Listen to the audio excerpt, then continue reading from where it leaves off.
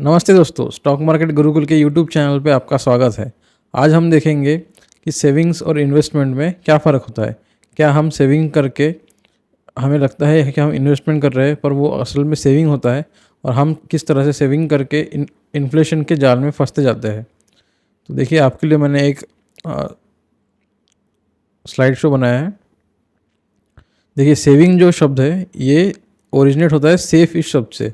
तो सेविंग में सेफ्टी ये हमारी पहली प्रायोरिटी होती है, और जब हम इन्वेस्टमेंट करते हैं तब हमारा पहला प्रायोरिटी होता है प्रॉफिट। हम जो चीज़ इन्वेस्ट करते हैं उसमें से हमें रिटर्न चाहिए होता है। देखिए, डिक्शनरी की डेफिनेशन अगर सेविंग की देखी जाए तो वो है रिडक्शन ऑफ मनी यूज्ड। यानी हम जो कंजम्पशन करते हैं, जब हम जो खर्चा करते हैं, जो कमाई करने के बाद में जो खर्चा करते हैं, वो हमें कम से कम करना है, और जो पैसा जो बच जाता है वो पैसा हमें इन्वेस्ट करना है। देखिए, सेविंग्स और इन्वेस्टमेंट ये दो अलग चीज़ें नहीं है, ये एक ही प्रोसेस के दो स्टेप्स है। यानी हमें पहले सेविंग करना है, उसके बाद में हमें इन्वेस्टमेंट करना है वो वही पैसे का। तो अब देखते हैं हम सेविंग के चक्कर में इन्फ्लेशन से कैसे परेशान हो जाते हैं। हमारा सबसे फेवरेट जो इंस्ट्रूमेंट होता है सेविंग के लिए, वो होता है फिक्स डिपॉजिट। फिक्स डिपॉजिट पे जनरली कितना परसेंट हमें इंटरेस्ट मिलता है? लगभग 5%, लगभग 4 से 5%। या किसी कोऑपरेटिव बैंक्स में हमें 6% भी मिल सकता है, 7% भी मिल सकता है, पर उसमें रिस्क ज़्यादा होती है। तो जनरली कोई नेशनलाइज्ड बैंक होती है, यानी SBI, या दूसरी कोई प्राइवेट बैंक होती है, उसमें हमें 4%, 5% इतना FD पे रिटर्न्स मिलता है।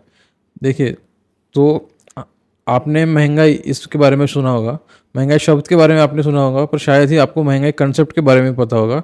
महंगाई कंसेप्ट क्या बोलती है? जिस जिस रेट से अगर महंगाई ऊपर जाती है, यानी मान लीजिए 5% इस रेट से ऊपर जाती है, तो अपने पैसे की जो वैल्यू होती है वो भी उतने ही रेट से नीचे आती है। यानी महंगाई अगर ऊपर है तो पैसे की वैल्यू नीचे है। आप लोगों ने अपने माँ बाप से बचपन में सुना होगा कि वो मार्केट में जाते थे और 10 रुपये में, 5 रुपये में, 10 रुपये में पूरा मार्केट का बाज़ार लेके आते थे। पूरा उस हफ्ते का, उस महीने का बाज़ार 5-10 रुपये में हो जाता था। अब क्या वो अब पॉसिबल है? नहीं, अभी वो पॉसिबल नहीं है। उसके दो रीज़न है।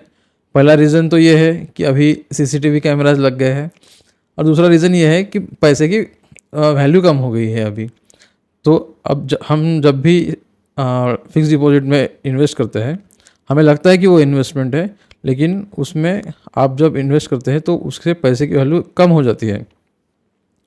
तो इन्वेस्टमेंट के तो हमें अपना जो पैसा है वो किस तरह से हमें सेव करना चाहिए और इन्वेस्ट करना चाहिए, वो हम देखते हैं। देखिए, जो आपका महीने का खर्चा है, तो वो आपको पहले कैलकुलेट करना पड़ेगा कि आपको एवरेज महीने में कितना खर्चा आता है। तो उस हिसाब से अगर मान लीजिए आपको महीने में 50,000 का खर्चा आता है, तो आपको 3 महीने का फ़ंड जो है, 3 महीने के खर्चा का जो फ़ंड है, यानी 1.5 लाख रुपया आपको आपके पास हमेशा एक अलग से एक बैंक अकाउंट में होना चाहिए, जिससे आप कभी भी आपको अगर कोई प्रॉब्लम आता है तो वहाँ से आप पैसा निकाल के आपका प्रॉब्लम सॉल्व कर सकते हैं। बाकी का जो बचा हुआ पैसा है वो आपको दूसरे किसी जगह पे पार्क करना चाहिए, यानी मनी मार्केट में हो सकता है, या लिक्विड फंड्स हो सकते हैं। आपको कुछ पैसा उसमें पार्क करना चाहिए, और बाकी का जो बचा हुआ पैसा है वो आपको इन्वेस्ट करना चाहिए, जिसकी वजह से आप अपने जो गोल्स है, जो शॉर्ट टर्म गोल्स है और लॉन्ग टर्म गोल्स है, वो आप अपने इन्वेस्टमेंट से पूरे कर सकें।